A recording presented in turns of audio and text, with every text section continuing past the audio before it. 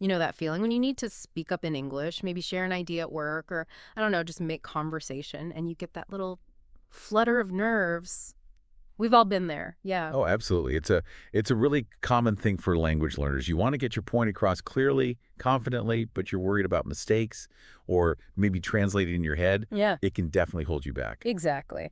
And that's pretty much what we're diving into today. We've got two really interesting sources we're going to unpack. First up, there's this YouTube transcript. It's almost like listening in on real English conversations in an office. You know, meetings, water cooler chat, that kind of thing. hmm And the second one is a text exchange. And this one tackles that anxiety around speaking English head on. It gives some like step-by-step ideas for building up your confidence. Right. So our goal today really is to pull out some practical strategies, some useful bits you can actually use. We want you to feel a bit more sure of yourself, more effective when you're speaking English. We'll look at how these natural conversations actually flow. Yeah, and maybe highlight some key phrases, some techniques you could try out. It's about bridging that gap, Yep. from feeling hesitant to feeling, comfortable enough to just jump in. Okay, let's dive in then. That YouTube transcript, it starts with a morning meeting, a company called Clean Life. And I liked how it started, not super formal, just a casual, "Good morning, Jake. How are you today?" Yeah, that's interesting, isn't it, how they mix that little bit of personal connection right before switching to business. Okay, let's get started. It sets a nice collaborative tone right from the outset, I think. Totally. So they're brainstorming about eco-friendly packaging, and someone says, maybe we can use recycled materials. But what caught my eye was how they handle different views. Jake comes back with, "That's a good idea, but recycled paper can be expensive." It's quite gentle, that pushback. It really is, that structure. That's a good idea, but it's super useful. You're acknowledging the idea first, showing you heard it, before you bring up the potential issue. Keep things constructive. And then they explore other options, right? Smaller boxes, reusable containers. It shows them problem solving together. And when they hit that cost issue, they don't just stop. They look for a compromise. Alex suggests using recycled paper for just half the products first, see how customers react. It's about finding a way forward, even with limits. Exactly. That shows flexibility, a focus on solutions. And notice the phrasing, what if we... It's not forceful, is it? It's more like an invitation. Yeah, it feels less like, here's what we should do, and more like, hey, let's think about this possibility together, right? Precisely. And then they get practical. Let's write down all the ideas and assigning tasks. Jake, can you look into the costs? Lisa, research suppliers. Very clear, action-focused. Makes sense. Keeps things moving. Definitely. Documenting shows ideas are valued. Assigning tasks creates accountability. It's, basic teamwork, but really effective. Okay, so later they follow up. Lisa's found a great supplier, sounds perfect, but then bam, the price is 30% higher. Ah, classic real-world problem. Happens all the time. And the way they phrase it is interesting.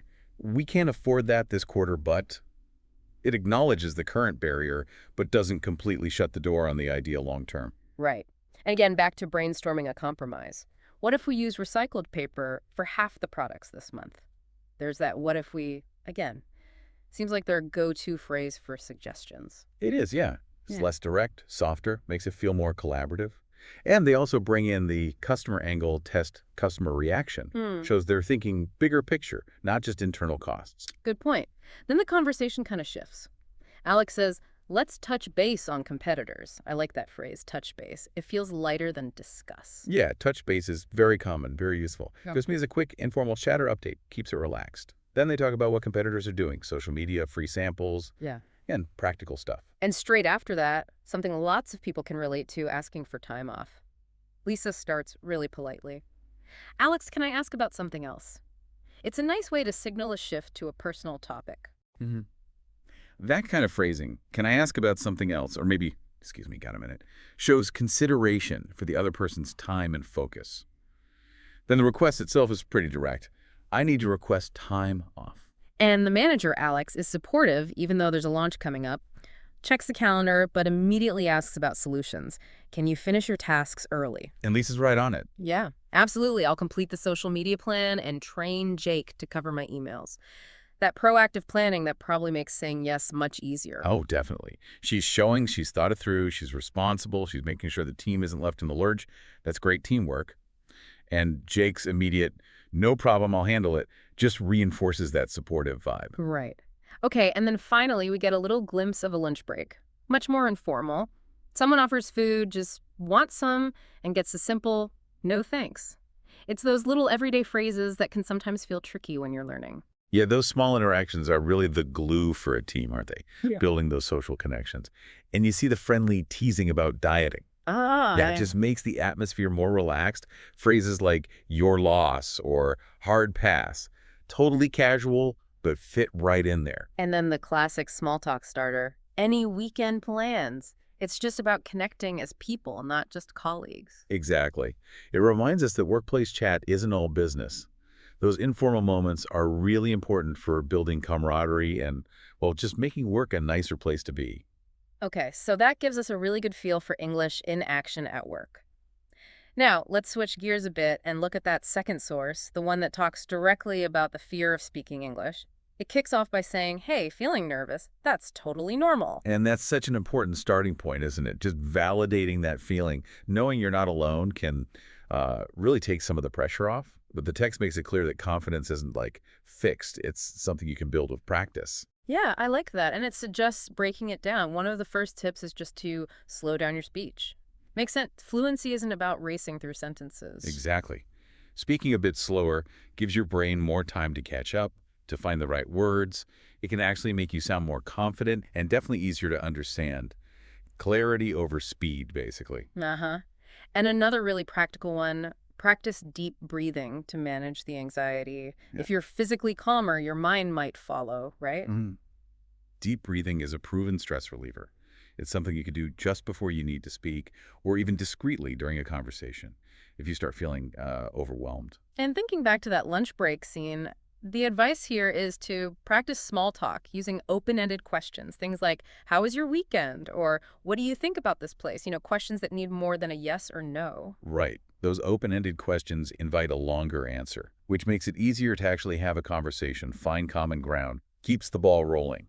And for the more sort of professional chats, it suggests being clear and concise and using polite phrases. Things like, I see what you mean, or could you clarify that for me? Those seem like essentials for the toolkit. Oh, absolutely invaluable. They help make sure everyone's on the same page and they show respect. Right. Asking, could you clarify, is much better than just looking confused. And I see what you mean acknowledges their point before you maybe add your own.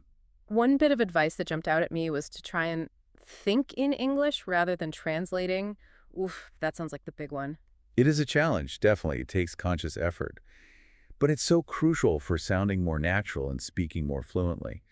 A good way to start is maybe just labeling things around you in English in your head, directly linking the word to the object, bypassing your first language. Interesting. And it also recommends using contractions and informal phrases like I'm gonna to sound more natural, which is exactly what we heard in that casual chat, right? Precisely.